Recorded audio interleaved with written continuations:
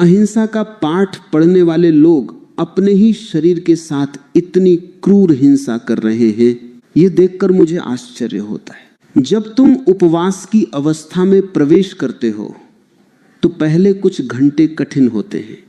क्यों? क्योंकि तुम्हारा मन, तुम्हारा वह चंचल मन जो आदतों का गुलाम है, विद्रोह करता है, वह डराता है। वह कहता है सिर दर्द हो रहा है, चक्कर आ रहे हैं, तुम मर जाओगे। ये विड्रॉल सिम्टम्स हैं। जैसे किसी को हेरोइन की लत हो और उसे हेरोइन न मिले तो वह तड़पता है, वैसे ही तुम्हारी कोशिकाएं जो चीनी की आदी हो चुकी हैं वे चीखती हैं। लेकिन अगर तुम उस वक्त साक्षी होकर देख सको, अगर तुम उस तड़प को बस देखते रहो और भोजन न करो, तो एक जादू होता है। लगभग 12 से 16 घंटे के बाद शरीर गियर बदलता है। वह ग्लूकोज मोड से हटकर फैट बर्निंग मोड में आता है और यहीं से असली खेल शुरू होता है। जैसे ही शरीर का ग्लूकोज खत्म होता है, यकृत जिसे तुम लिवर कहते हो, वह कीटोन्स बनाना शुरू करता है। और ये कीटोन्स तुम्हारे मस्तिष्क के लिए, तुम्हारे अस्तित्व के लिए एक सुपर फ्यूल हैं। अचानक तुम पाओगे कि भूख गायब हो गई। एक अजीब सी स्पष्टता, एक तीक्ष्णता तुम्हारे भीतर जाग रही है। जो धुंधल का छाया रहता था वह छंटने लगता है। यही वह क्षण है जब ऑटोफैगी अपना काम शुरू करती है। वह तुम्हारे शरीर के कोने कोने में झांकती है। कहाँ है वह कोशिका जो ठीक से काम नहीं कर रही? कहाँ है वह प्रोटीन जो मुड़ गया है? कहाँ है वह वायरस जो छिपकर बैठा है? और वह उन सबको ढूंढ कर नष्ट कर देती है। यह एक सर्जिकल स्ट्राइक है, बिना किसी चाकू के, बिना किसी खून खराबे के, कुदरत की अपनी सर्जरी। लोग मुझसे पूछते हैं, ओशो हम तो शाकाहारी हैं, हम तो सात्विक भोजन करते हैं, फिर हमें कैंसर क्यों होता है? मेरे मित्र, जहर सोने के प्याले में पियो या मिट्टी के कुल्हड़ में, वह मारेगा ही। तुम सात्विक भोजन भी अगर 24 घंटे ठूस रहे हो तो वह जहर बन जाता है। अति सर्वत्र वर्जयत। शरीर को खालीपन चाहिए, शून्यता चाहिए। उस शून्यता में ही नवजीवन का अंकुर फूटता है। जब पेट खाली होता है तो ऊर्जा पाचन से हटकर मरम्मत की ओर मुड़ जाती है। तुम्हारे पास सीमित ऊर्जा है, या तो तुम उसे खाना पचाने में लगा दो जो तुम दिन रात करते हो, या फिर उसे शरीर को ठीक करने में, उसे जवान बनाने में लगा दो। चुनाव तुम्हारा है। तुमने देखा होगा जो योगी होते हैं, जो साधक होते हैं, उनके चेहरों पर एक अलग चमक होती है। उनकी उम्र का पता नहीं चलता। क्यों? क्या वे कोई विशेष क्रीम लगाते हैं? नहीं, वे अपनी ऑटोफैगी की प्रक्रिया को सक्रिय रखते हैं। वे कम खाते हैं, वे लंघन करते हैं। लेकिन आधुनिक विज्ञान, यह मेडिकल इंडस्ट्री, यह कभी नहीं चाहेगी कि तुम इस रहस्य को समझो। सोचो, अगर हर कोई उपवास से ठीक होने लगे तो इन बड़े बड़े अस्पतालों का क्या होगा? इन अरबों डॉलर की दवा कंपनियों का क्या होगा? यह एक बहुत बड़ा षड्यंत्र है। तुम्हें बीमार बनाए रखने में ही उनका मुनाफा है। एक स्वस्थ व्यक्ति, एक ऐसा व्यक्ति जो अपनी चिकित्सा खुद कर सकता है, वह बाजार के लिए बेकार है। उससे कोई कमाई नहीं हो सकती, इसलिए वे तुम्हें डराते हैं। भूखे मत रहो, एसिडिटी हो जाएगी, कमजोरी आ जाएगी, और तुम भोले भाले लोग उनकी बातों में आ जाते हो। तुम अपनी शक्ति उन्हें सौंप देते हो। तुम्हें अपनी शक्ति वापस लेनी होगी। तुम्हें अपने शरीर का मालिक फिर से बनना होगा। और इसकी शुरुआत होती है उस भय को त्यागने से कि भोजन के बिना जीवन नहीं है। भोजन केवल ईंधन है, जीवन नहीं। और कभी कभी मशीन की सफाई के लिए ईंधन की सप्लाई रोकनी पड़ती है। अब सवाल ये उठता है कि ये सफाई सबसे बेहतर कब होती है? क्या किसी भी दिन भूखे रह जाने से काम चल जाएगा? विज्ञान कहता है हाँ, कभी भी करो, लाभ होगा। लेकिन ऋषियों का विज्ञान, वह डीप साइंस कुछ और इशारा करता है। उन्होंने सिर्फ उपवास नहीं खोजा, उन्होंने उपवास का सही समय भी खोजा। उन्होंने देखा कि ब्रह्मांड में कुछ ऐसी घड़ियां आती हैं, कुछ ऐसे विशेष दिन आते हैं जब ये सफाई की प्रक्रिया अपनी चरम सीमा पर होती है, जब प्रकृति खुद तुम्हारा साथ देती है, जैसे नदी के प्रवाह की दिशा में तैरना आसान होता है और धारा के विपरीत तैरना मुश्किल, वैसे ही अगर तुम उस विशेष समय पर उपवास करो जब चांद और सूरज की स्थिति तुम्हारे शरीर के जल तत्व को प्रभावित कर रही हो, तो परिणाम 100 गुना नहीं 1000 गुना ज्यादा मिलते हैं। वह समय क्या है? उसे हमारे पूर्वजों ने एकादशी कहा, लेकिन आज एकादशी का अर्थ बस एक धार्मिक कृत्य बनकर रह गया है। बुढ़िया मई एकादशी कर रही हैं ताकि स्वर्ग मिले, उन्हें शरीर के विज्ञान से कोई मतलब नहीं। और युवा पीढ़ी हंस रही है, उसे लगता है ये अंधविश्वास है। दोनों ही अंधे हैं, एक श्रद्धा में अंधा है, एक तर्क में अंधा है। तुम्हें आंखें खोलनी होंगी। तुम्हें एकादशी को एक तिथि के रूप में नहीं बल्कि एक खगोलीय घटना के रूप में देखना होगा। एक ऐसी घटना जब पृथ्वी और चांद एक खास कोण पर होते हैं और इसका तुम्हारे शरीर के प्रेशर कुकर से गहरा संबंध है। आज की दुनिया में हम डिटॉक्स की बात करते हैं, बाजार में डिटॉक्स ड्रिंक्स बिक रहे हैं, हरी हरी बोतलों में महंगा पानी बिक रहा है। ये सब बचपना है। असली डिटॉक्स तब होता है जब तुम शरीर के भीतर के दबाव को कम कर देते हो। और एकादशी वह दिन है जब वायुमंडलीय दबाव, एटमॉस्फेरिक प्रेशर सबसे कम होता है। ये बात विज्ञान भी मानता है कि अमावस्या और पूर्णिमा के आसपास समुद्र में ज्वार आता है। तुम्हारा शरीर 70% पानी ही तो है, तुम्हारे भीतर भी ज्वार आता है। अगर तुम उस ज्वार के समय, उस उथल पुथल के समय पेट में अन्न का बोझ डाल दोगे तो क्या होगा? तूफान में फंसी हुई नाव पर अगर तुम और पत्थर लाद दोगे तो वह डूब जाएगी, लेकिन अगर तुम उस दिन नाव को खाली कर दो तो वह लहरों के ऊपर नाचेगी। यही रहस्य है जिसे हम अगले पड़ाव पर और गहराई से खोलेंगे। लेकिन अभी इतना समझ लो कि ये जो शरीर तुम्हें मिला है, ये कोई धर्मशाला नहीं है जहां कोई भी आए और ठहर जाए। ये तुम्हारा निजी आवास है, इसकी सफाई तुम्हारी जिम्मेदारी है। ऑटोफैगी सिर्फ एक शब्द नहीं है, ये है एक क्रांति है, तुम्हारे भीतर की क्रांति। कैंसर सेल्स जो तुम्हारे अपने ही बाकी बच्चे हैं, उन्हें मारने के लिए बाहर से पुलिस बुलाने की जरूरत नहीं है। तुम्हारे घर का मुखिया, तुम्हारा अपना डीएनए, तुम्हारा अपना इम्यून सिस्टम इतना सक्षम है कि वह उन्हें सीधा कर सके। बस तुम्हें बीच से हट जाना होगा। तुम ही बाधा हो, तुम्हारा भोजन ही बाधा है, तुम्हारा लोभ, तुम्हारी स्वाद, लोलुपता ही तुम्हारे स्वास्थ्य की दुश्मन है। तुम्हें लगता है कि तुम शरीर को प्रेम करते हो, इसलिए उसे खिलाते हो। मैं कहता हूं, अगर तुम शरीर को प्रेम करते हो तो उसे कभी कभी भूखा रहने का उपहार दो, उसे खालीपन का तोहफा दो। उस खालीपन में ही वह परमात्मा उतरता है जिसे हम स्वास्थ्य कहते हैं। स्वास्थ्य शब्द का अर्थ ही है सौ में स्थित होना, अपने में होना। और जब तक पेट भरा है तुम भोजन में स्थित होते हो, सौ में नहीं। मेरे प्रिय, तुम्हें याद रखना होगा कि तुम इस अस्तित्व से अलग नहीं हो, तुम कोई टापू नहीं हो। हम सब एक महासागर का हिस्सा हैं। जिस हवा में तुम सांस लेते हो, जिस सूरज की रोशनी से तुम पकते हो और जिस चांद की शीतलता तुम्हें छूती है, वह सब तुम्हारे भीतर भी घट रहा है। विज्ञान अब इस बात को स्वीकारने लगा है जिसे ऋषियों ने हजारों साल पहले कहा था, यथा पिंडे तथा ब्रह्मांडे। जो तुम्हारे शरीर के छोटे से पिंड में है, वही उस विराट ब्रह्मांड में है। तो जब हम उपवास की बात करते हैं, जब हम शरीर की शुद्धि की बात करते हैं, तो हम चांद को, चंद्रमा को कैसे भूल सकते हैं? तुमने देखा है, पूर्णिमा की रात समुद्र पागल हो जाता है, लहरें आकाश को छूने की कोशिश करती हैं। क्यों? क्योंकि चांद का गुरुत्वाकर्षण, उसकी चुंबकीय शक्ति पृथ्वी के जल को ऊपर खींचती है। और मैंने तुमसे कहा, तुम्हारा शरीर 70% समुद्र ही है। वही पानी, वही लवण, वही तत्व तो जब चांद समुद्र को खींचता है तो क्या तुम्हें लगता है वह तुम्हारे भीतर के खून को, तुम्हारे भीतर के पानी को नहीं खींचता होगा? खींचता है।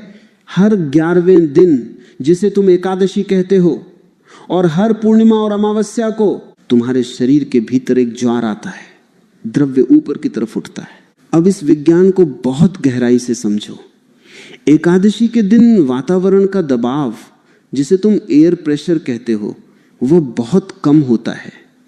जब बाहर दबाव कम होता है तो तुम्हारे शरीर के भीतर की गंदगी को बाहर निकलना बहुत आसान हो जाता है। ये भौतिकी का नियम है। चीजें उच्च दबाव से निम्न दबाव की ओर बहती हैं। अगर तुम सामान्य दिनों में उपवास करते हो तो शरीर को गंदगी बाहर फेंकने में थोड़ी मेहनत करनी पड़ती है, लेकिन एकादशी के दिन प्रकृति खुद तुम्हारे शरीर के हर द्वार को खोल देती है। वह कहती है, लाओ, जो भी कचरा है मुझे दे दो। ये डिटॉक्स करने का, विषहरण का ब्रह्मांडीय मुहूर्त है। लेकिन अज्ञानी मनुष्य क्या करता है?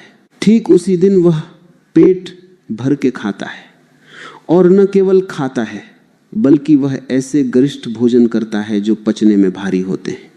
जब तुम उस दिन खाते हो तो तुम शरीर के भीतर एक भारीपन पैदा कर देते हो। बाहर खिंचाव है और भीतर तुम बोझ डाल रहे हो।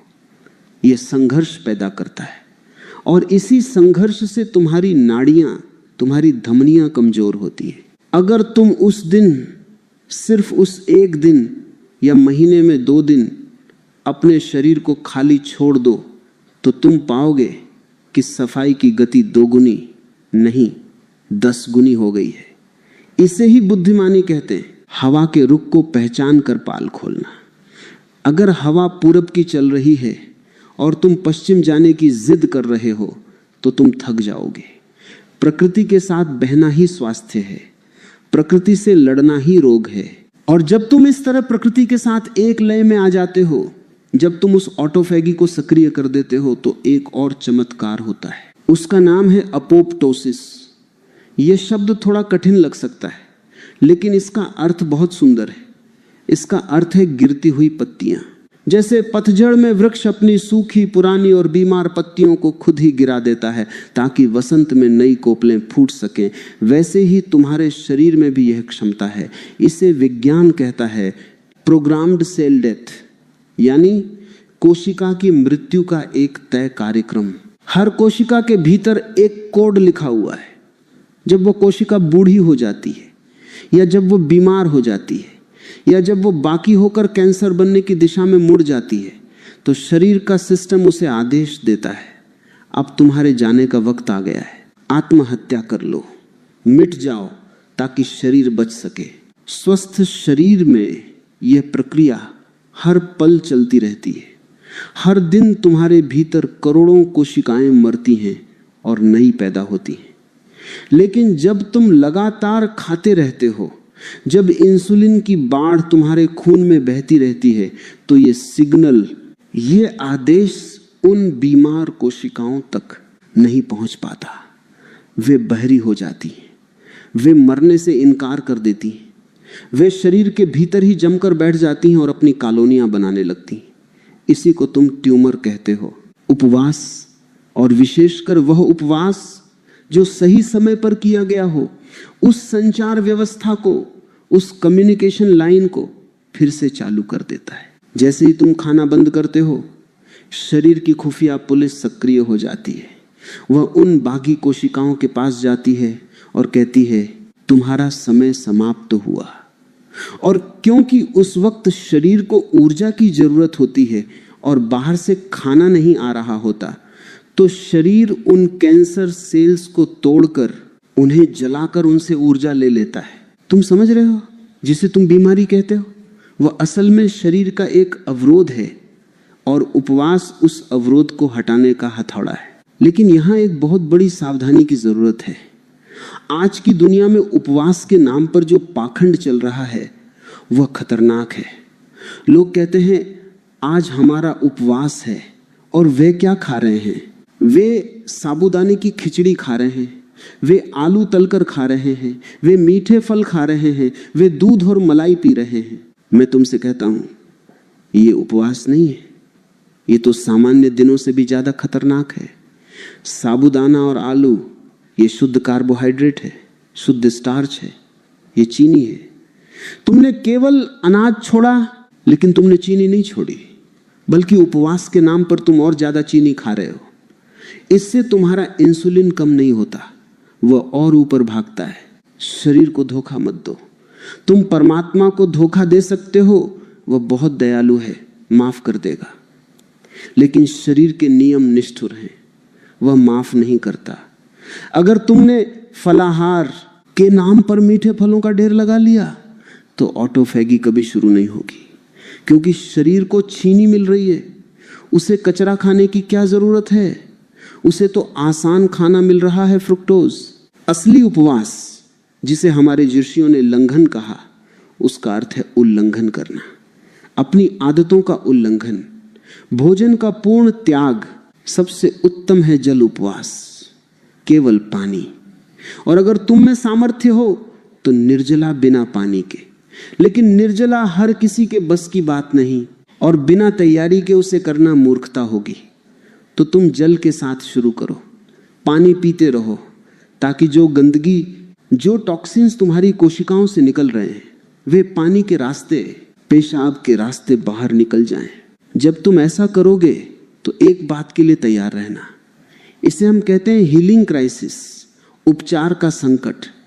जब तुम उपवास शुरू करोगे तो पहले दिन तुम्हें बहुत अच्छा नहीं लगेगा, हो सकता है तुम्हें बहुत बुरा लगे, सिर में दर्द होगा, जी मिचलाएगा, शरीर से बदबू आ सकती है, पसीने में दुर्गंध हो सकती है, जीभ पर एक सफेद गंदी परत जम जाएगी। जब ऐसा हो तो घबराना मत, भागकर गोली मत खा लेना।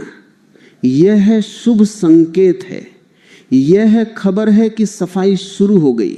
सोचो, जब तुम अपने घर की सफाई करते हो, जब तुम दिवाली पर बरसों से बंद पड़े कोने को झाड़ते हो, तो क्या होता है? धूल उड़ती है, खांसते हो तुम, पूरा घर अस्त व्यस्त हो जाता है। अगर कोई उस वक्त मेहमान आ जाए तो कहेगा यह क्या गंदगी फैला रखी है, लेकिन तुम जानते हो कि यह गंदगी फैलाई नहीं गई है, यह गंदगी बाहर निकाली जा रही है। थोड़ी देर की तकलीफ है, फिर घर चमक उठेगा। ठीक वैसे ही जब शरीर अपनी कोशिकाओं से वर्षों पुराना जमा हुआ जहर खून में छोड़ता है ताकि उसे गुर्दों के जरिए बाहर फेंका जा सके, तो वह जहर कुछ देर के लिए तुम्हारे खून में घूमता है, वही सिरदर्द का कारण बनता है, वही बेचैनी लाता है। उस वक्त जश्न मनाना, उस वक्त खुश होना कि आहा, काम शुरू हो गया, कचरा निकल रहा है। उस वक्त आराम करना, शरीर को काम करने देना। अगर तुम उस वक्त डर गए और तुमने फिर से खाना खा लिया या सिरदर्द की गोली खा ली, तो तुमने सफाई कर्मचारी को काम के बीच में ही रोक दिया। तुमने उस कचरे को वापस भीतर दबा दिया, और वही दबा हुआ कचरा कल बड़ी बीमारी बनकर फूटेगा। तो धैर्य बहुत जरूरी है। ये कोई जादू की छड़ी नहीं है कि आज घुमाई और कल कैंसर गायब। तुमने इस शरीर को 40-50 साल तक बिगाड़ा है, उसे ठीक होने में 40-50 दिन तो दो, उसे थोड़ा समय तो दो। और ये मत सोचना कि ये केवल कैंसर के लिए है, नहीं, ये तुम्हारे पूरे अस्तित्व के लिए है। जब कचरा निकलता है तो केवल शरीर ही शुद्ध नहीं होता, तुम्हारा मन भी शुद्ध होने लगता है। तुम पाओगे कि तुम्हारे विचार कम हो गए हैं, क्रोध कम हो गया है, काम वासना का वह पागलपन कम हो गया है। एक शांति, एक ठहराव तुम्हारे भीतर उतरने लगा है। उपवास केवल शरीर की क्रिया नहीं है, यह एक आध्यात्मिक यात्रा है। अन्नमय कोश से प्राणमय कोश की ओर जाने का द्वार है। तो अब सवाल है, तुम्हें क्या करना है? आज से, अभी से क्या शुरुआत करनी है? क्या मैं तुमसे यह कह रहा हूं कि कल से खाना पीना छोड़कर जंगल चले जाओ? नहीं, अति की तरफ मत भागना। मध्य मार्ग ही स्वर्ण मार्ग है। शुरुआत करो अंतराल से, गैप से। आज आदमी का मुंह हर वक्त चलता रहता है, जैसे जुगाली करता हुआ जानवर। इसे बंद करो, नियम बनाओ, कड़ा नियम। मैं दिन में केवल 2 बार भोजन करूंगा, या मैं 8 घंटे के भीतर ही भोजन करूंगा और बाकी 16 घंटे मेरा शरीर उपवास पर रहेगा। इसे आज की भाषा में इंटरमिटेंट फास्टिंग कहते हैं। लेकिन यह वही पुराना दृश्य ज्ञान है। सूर्यास्त के बाद भोजन न करना यह जैनियों का और पुराने समय में हर भारतीय का नियम था। क्यों? क्योंकि सूर्य डूबने के बाद तुम्हारी जठराग्नि, तुम्हारी पाचन की आग मंद पड़ जाती है। अगर तुम रात को देर से खाओगे तो वह पचेगा नहीं, सड़ेगा। तो पहली बात, सूरज ढलने के बाद भोजन बंद, और अगली सुबह जब तक कड़ी भूख न लगे तब तक भोजन नहीं। अगर तुम सिर्फ इतना कर लो तो तुम अपने शरीर को रोज 14 से 16 घंटे का समय दे दोगे सफाई के लिए। तुम्हारा कैंसर भूखा मरने लगेगा, तुम्हारे अच्छे सेल्स को सांस लेने की जगह मिलेगी। और फिर महीने में 2 दिन एकादशी के दिन पूर्ण उपवास का प्रयोग करो। उस दिन अन्न को मत छुओ, उस दिन शरीर को पूरी छुट्टी दे दो, केवल पानी पर रहो। अगर वो भी कठिन लगे तो केवल नींबू पानी या छाछ पर रहो, लेकिन ठोस आहार मत लो। और देखो 3 महीने, केवल 90 दिन यह करके देखो, तुम पाओगे कि तुम वह नहीं रहे जो तुम थे। तुम्हारे शरीर का कायाकल्प हो जाएगा, तुम्हारी त्वचा चमकने लगेगी, तुम्हारी आंखों की ज्योति वापस आने लगेगी, और वह डर, वह मौत का खौफ जो तुम्हें सताता है वह गायब हो जाएगा। क्योंकि तुम्हें एक राज पता चल जाएगा कि मेरा स्वास्थ्य किसी डॉक्टर के हाथ में नहीं, किसी दवाई की शीशी में नहीं, बल्कि मेरी अपनी ही जागरूकता में, मेरे अपने ही संयम में छिपा है। तुम्हें अपना दीपक स्वयं बनना है। अप दीपो भव। चिकित्सा बाहर से नहीं आएगी, चिकित्सा भीतर से खिलेगी। वह बीज तुम्हारे भीतर है। बस उस पर पड़ी हुई भोजन की, आदतों की और अज्ञान की राख को फूंक मारकर उड़ा दो। अंगारा तो नीचे दहक ही रहा है। जागो और अपने शरीर को वह सम्मान दो जिसका वह अधिकारी है। इसे कूड़ादान मत समझो, यह परमात्मा का मंदिर है। और मंदिर की पवित्रता बनाए रखना पुजारी का यानी तुम्हारा पहला धर्म है। आज इतना ही।